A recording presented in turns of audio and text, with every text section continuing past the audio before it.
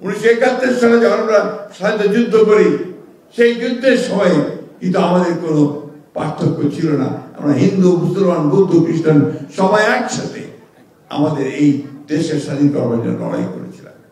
এই দাবি দাওয়াগুলো পূরণ করা তখনই সম্ভব হবে যখন আমি আমার নেতাকে রাষ্ট্র পরিচালনার দায়িত্ব দিতে পারব। এই যে 2024 সালের ছাত্রগণ অভ্যুত্থানের পরে একটা নতুন বাংলাদেশ গড়ে তোলবার যে সুযোগ সৃষ্টি হয়েছে, একটা সত্যিকার অর্থেই অসাম্প্রদায়িক সকল জাতি ধর্মের অধিকারকে যেখানে সংহত করা হবে, রক্ষা করা হবে, যেখানে সকল মানুষের তার অধিকারকে প্রয়োগ করতে পারবে এবং আমরা অর্থনীতিতে, রাজনীতিতে সকল মানুষের অধিকারকে নিশ্চিত করতে পারবো, সেই ধরনের একটা বাংলাদেশ গড়ে তুলবার সুযোগ সৃষ্টি হয়েছে। প্রিয় মা ও বোনেরা এবং ভাইয়েরা, সেই বাংলাদেশকে আমরা গড়ে তুলতে চাই। সেই বাংলাদেশকে আমরা নতুন করে পুরনো অতীতটাকে ভুলে গিয়ে, আমাদের যত তিক্ততা আছে সবকিছু ভুলে গিয়ে একটা সত্যিকার অর্থেই অসাম্প্রদায়িক, প্রগতিশীল এবং গণতান্ত্রিক বাংলাদেশ, সমৃদ্ধ বাংলাদেশ গড়ে তুলতে চাই। আমাদের দলের প্রতিষ্ঠাতা, স্বাধীনতার ঘোষক শহীদ প্রেসিডেন্ট জিয়া রহমান বীর উত্তম সেই বাংলাদেশ স্বপ্ন দেখেছিলেন এবং তা গড়ে তুলতে শুরু করেছিলেন।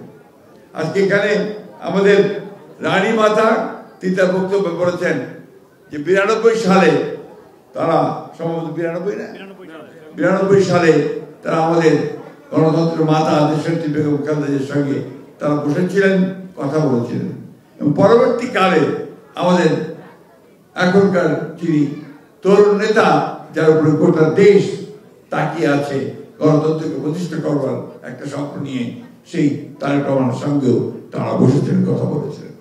আজকে সেই সময়টুকু আবার ফিরিয়ে আনা দরকার। আজকে আমাদের মা বোনেরা এখানে এসেছে অনেক দূর দূরান্ত থেকে, আমার ভাইয়েরা এসেছেন সেই দক্ষিণ থেকে, দক্ষিণের জেলাগুলো থেকে।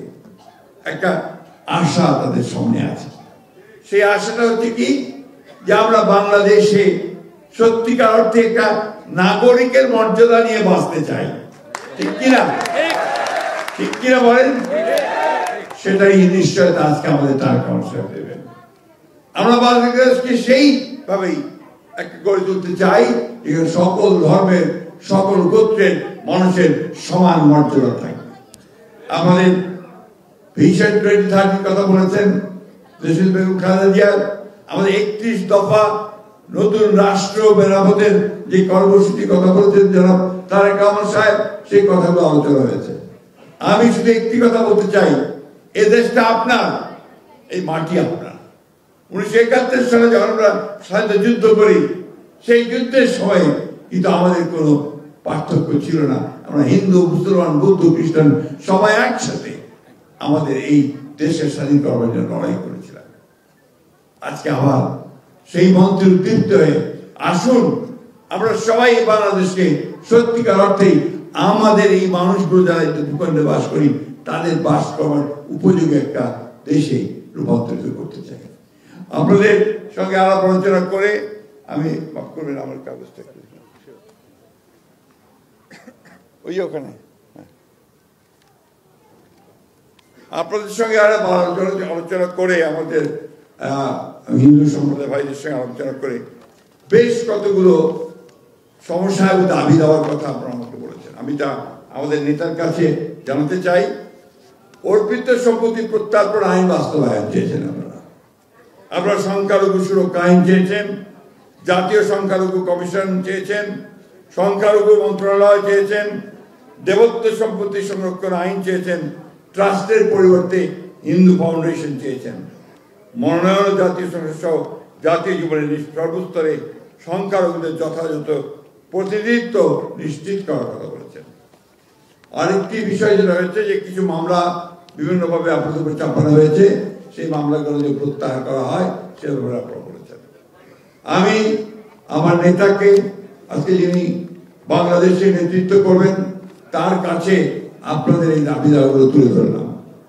কিন্তু এই দাবি দাওয়াগুলো পূরণ করা তখনই সম্ভব হবে যখন আমি আমার নেতাকে রাষ্ট্র পরিচালনার দায়িত্ব দিতে পারবো। সেই ব্যাপারে কি আপনারা আজকে কথা দিচ্ছেন? আমি কথাটা শুনতে চাই আপনাদের কাছে। কথা দিচ্ছেন যে আপনারা আমার নেতাকে প্রতিষ্ঠিত করবেন প্রধানমন্ত্রীর পদে? তারা আমার সঙ্গে একটা স্লোগান দিয়ে করবেন, হিন্দু মুসলমান ভাই ভাই, হিন্দু মুসলমান ভাই ভাই, পতুয়া মুসলমান ভাই ভাই। এটা মনে রেখে আসুন আমরা সামনের দিকে আমার নেতা তারেক রহমান নেতৃত্বে এগিয়ে যাই। আরেকটি বিষয়, আপনাদের যে মনোনয়নের ব্যাপারে আপনারা আমাকে বলেছেন, আমি আমার নেতার কাছে অনুরোধ রাখবো যে আপনারা এই মতুয়া সম্প্রদায়ের মধ্য থেকে এবং হিন্দু সম্প্রদায়ের মধ্য থেকে আপনি যখন মনোনয়ন দেবেন সেটাকে বিবেচনায় রেখে যথাসম্ভব